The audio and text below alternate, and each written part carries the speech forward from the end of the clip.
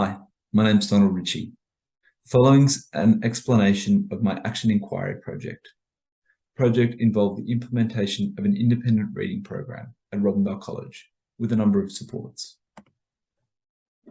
Before I begin, I'd like to respectfully acknowledge the traditional custodians on the land on which this presentation and inquiry were made. I'd like to thank elders past and present for their work in preserving the beautiful waterways and land here for millennia. I'd like to acknowledge that sovereignty was never ceded on this land too. Some context. Robinbell College is a remote school in northwest Victoria. It's situated near the Murray River. There are 304 students enrolled at the school, with a diverse mix of Pacifica, Aboriginal and Torres Strait Islander, Italian, Anglo-Saxon, Southeast Asian and Middle Eastern cultures. As a result, there are a number of students from backgrounds other than English, or students who speak English as an additional language. These factors play into the school's low reading scores, which you can see here, particularly its NAPLAN data. Last year's Year 9 cohort had only 18.2% of students at level for reading, well below both the state average and the level for similar schools. The intervention and inquiry were focused on the current Year 10 class, this same one displayed in last year's NAPLAN data. The class of 18 has 2 EDLL students and 3 Laboti students. This next slide shows PAT reading data collected at the beginning of the year.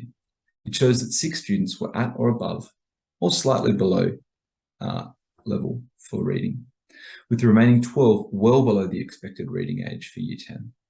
Many students were at a Year 4 level, over here, 4 of them, to a Year 6 level.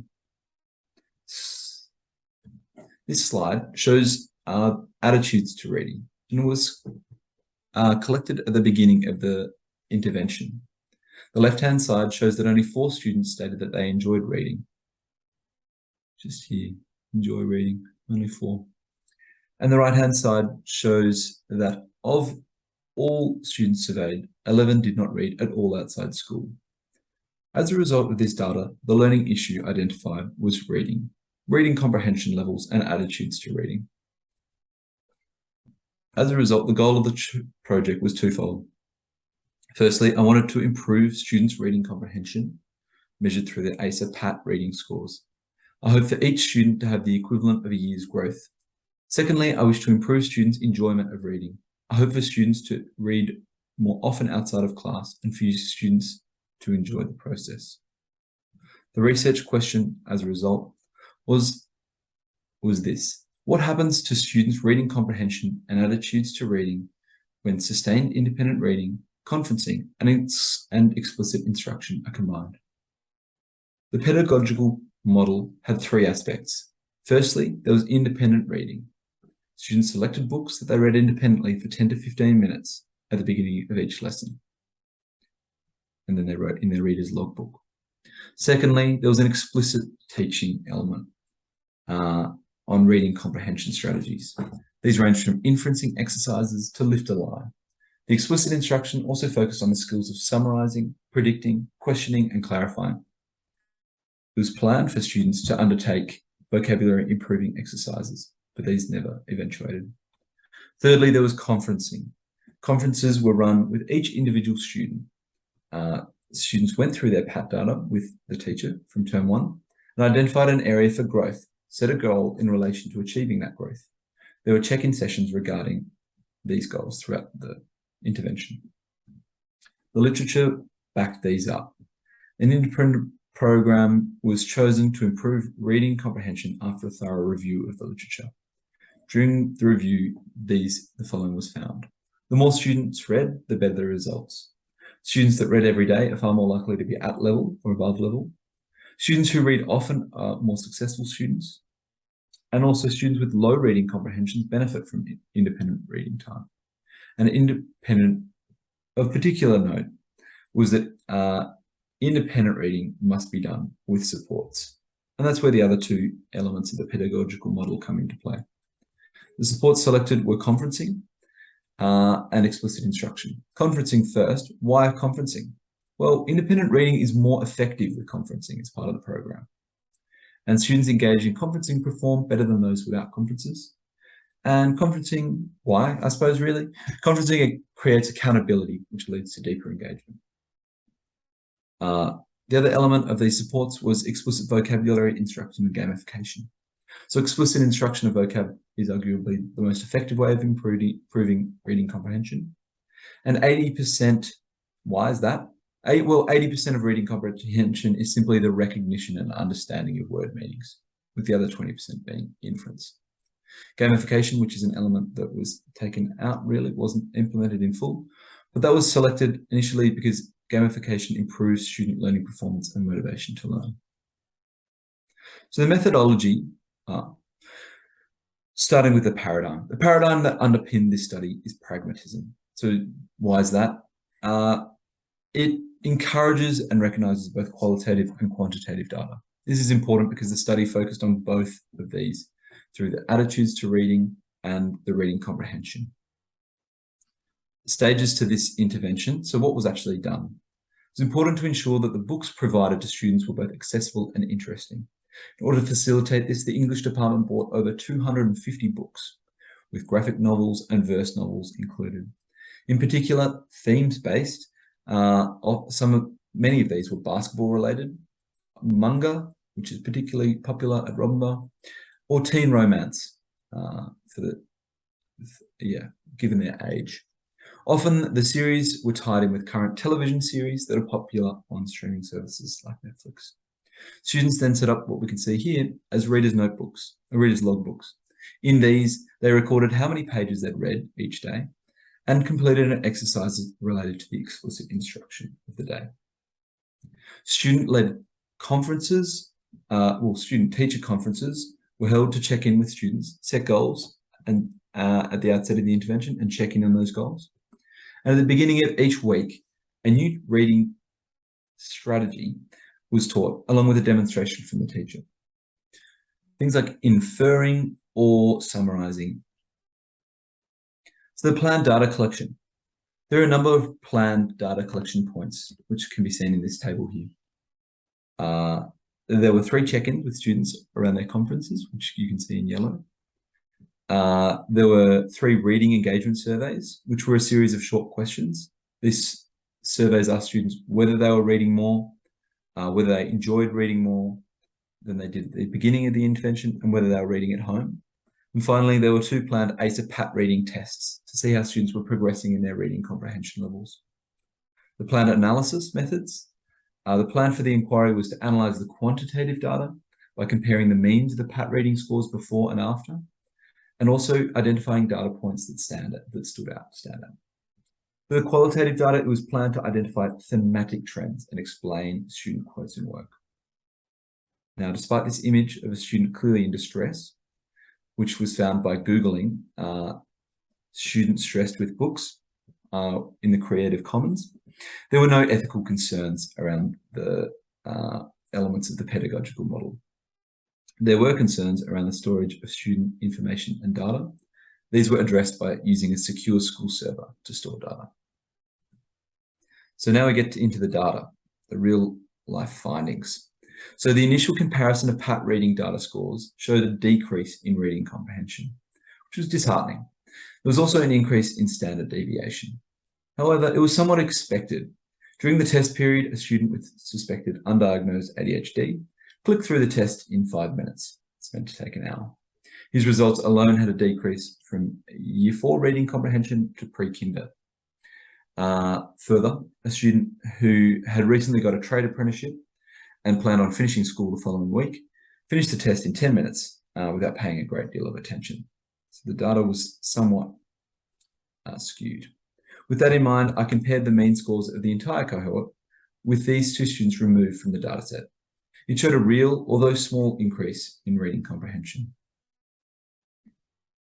from 134 to 136.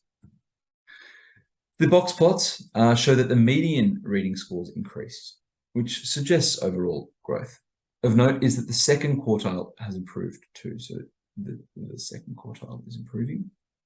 However, the highest performing student did not improve, and the lowest performing student went down. Furthermore, there's a larger spread post-intervention.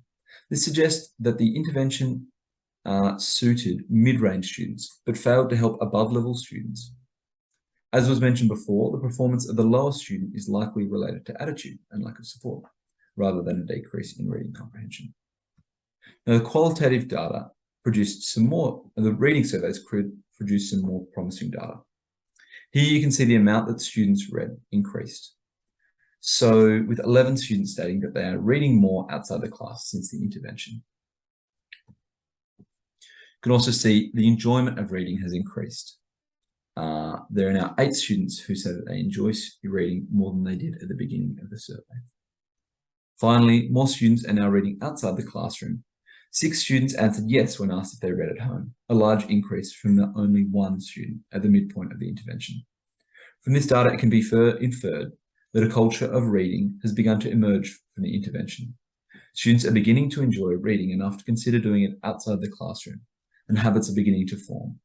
The student quotes, seen here, reaffirm that a culture of reading and habits around reading begin to form. The first one, Mister, I've read 6 books, but you didn't think I'd read that many.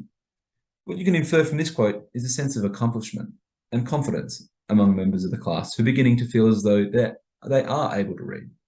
This student in particular began with a graphic novel of a teen TV series she was interested in. She then began to read more dense books, before finishing recently a 300-page novel with no pictures at all. It demonstrates the power of differentiating what students read to match their ability. This is quite possibly the sweetest moment of the entire intervention, was from a student who said, I think I can do VCE, directly in relation to having read 3 books recently. What you can infer here, again, is a sense of confidence. The student is from a Labodi background and has gained a lot of confidence in understanding and using more complex vocabulary. So she's gained a sense of belief. I don't like reading, but this book is awesome. So inferred from this quote is the value and importance of text selection for students. Giving them choice from age-relevant and differentiated texts, students are able to access and enjoy reading. This last one, sorry, mister, I left my reading book at home. And what we can infer from this one is the beginnings of a culture of reading at home. It was really genuinely heartening to see that a student took their book home and even took it out of their bag when they got home. Lastly, a bit of data here showing the calmness of reading time. So this data I collected each Thursday of the intervention when we had our period 1 class. Shows the number of disruptions by students throughout the 10-minute independent reading session. Also demonstrates a culture of reading enjoyment as students began more engrossed in their books and a culture of focus and reading began to form. Importantly, the discussion. So the trends here that we can see, the survey results show that student engagement with reading and enjoyment of reading increased broadly across the class. Also show the beginnings of a culture of reading and an appreciation of how reading can improve English skills for the Labodi students. In combining these findings of the student quotes and reading surveys, it's clear that providing differentiated reading material improves student confidence and enjoyment of reading. The quantitative data showed interesting trends too. Whilst there was growth for readers overall, this growth was mostly restricted to the middle section of the class. There was very little growth for the top readers of the class and mixed results for the lower readers. This suggests the explicit instruction of reading strategy was pitched to the middle of the class and failed to push the higher students or support the lower students. There's a clear improvement that could be made for the future. Providing explicit instruction that is differentiated for all the students in the class would likely lead to more growth for the higher students in particular. So it's difficult to pin down which elements of the pedagogical model led to improving student reading comprehension. If we consider individual learner experiences, there are a number of things that have occurred that would likely have affected the success. Firstly, just having books in the hands of the students is likely to have made an impact. The literature is explicit that the more students read, the better their comprehension. The differentiation of texts in their reading level and topics is something that likely would have impacted too. So improvement in students' attitudes suggests that having accessible texts improves student interest in reading. Finally, explicit instruction of reading comprehensions Although, as mentioned before, these only seem to have helped the mid-range students. So what implications can we gather for and applications for the future? The implications from this research is that independent reading of at-level and age-appropriate text increases students' enjoyment of reading. Therefore, it's suggested that this reading program continue at Robinvale College. Further, independent reading programs benefit student reading comprehension. However, they're only as beneficial as the supports that go along with them.